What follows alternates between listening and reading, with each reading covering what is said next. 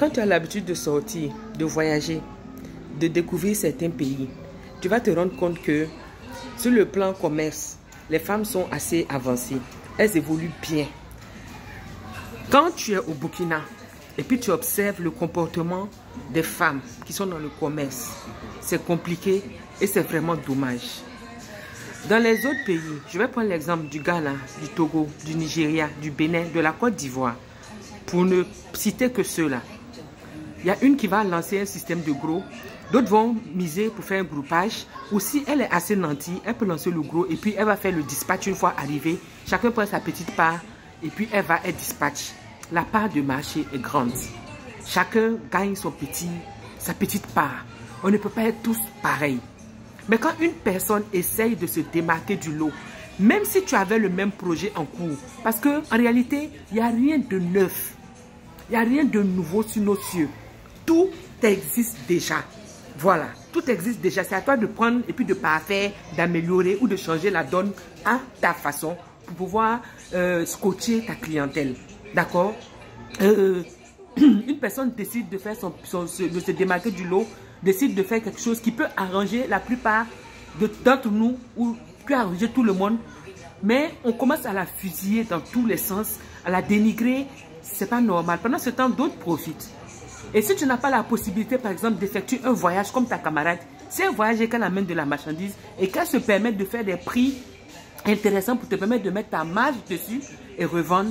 Si tu ne vas pas la bénir, en tout cas, il ne faut pas la flécher, il ne faut pas la fusiller. C'est vraiment dommage. Tu peux avoir le même projet que quelqu'un, mais la personne va te dévancer. Ça ne tient pas ton projet parce que tout va dépendre de ce que tu vas proposer et de comment tu vas faire ton marketing. Mais quand tu t'assois de prime abord, une fois que la personne a envoyé le produit ou a commencé à proposer les produits, tu te dis que ça va devenir la débandade. Tout le monde va se retrouver à être commerçant. Oui, tout le monde peut être commerçant. Mais il y a ceux qui commencent et il y a ceux qui s'arrêtent très vite en chemin parce qu'ils se rendent compte que ce n'est pas fait pour tout le monde. Et il y a ceux qui vont persévérer, qui vont faire long feu dedans et qui vont finir par gagner leur part sur le marché. Maintenant, quand tu n'as pas confiance en tes capacités, quand tu n'es pas sûr d'avoir le verbe pour vendre, c'est normal que tu puisses t'attaquer à quelqu'un qui prend des initiatives que tu n'es pas capable de prendre. Arrêtons, en tout cas côté Afrique de l'Ouest, Burkina Faso en particulier. Il ne faut pas que quelqu'un va essayer de se démarquer du lot. Il ne faut pas que quelqu'un va essayer de faire mieux ou de faire comme quelque chose que tu as pensé mais que tu n'es pas encore en mesure de réaliser. Tout de suite, la personne prend des balles perdues. Ce n'est pas normal. Si on ne peut pas se soutenir, je ne vais pas citer de nom, mais logiquement, entre femmes, entre commerçantes, on gagnerait à se soutenir. Si nous sommes 10 commerçantes et que parmi les 10, il y a une qui se démarque du lot, qui réussit à partir, prendre des trucs en gros et puis venir dispatcher pour que tout le monde puisse avoir sa petite part pour se débrouiller. Si nous n'allons pas la propulser davantage pour qu'elle puisse nous aider aussi à grandir, nous ne devons pas l'enfoncer.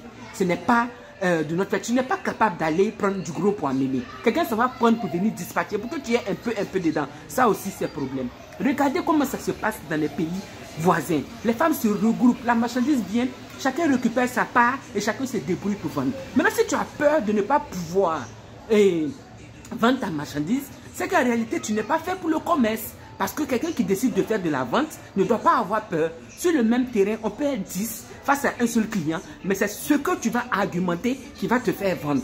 Si tu as peur de tes arguments, si tu as peur d'avoir de la marchandise en possession et de ne pas pouvoir l'écouler, tu n'es pas fait pour le commerce. Le commerce, c'est la persévérance. Le commerce, c'est la résilience. Le commerce, c'est être ambitieux, mais pas être peureux.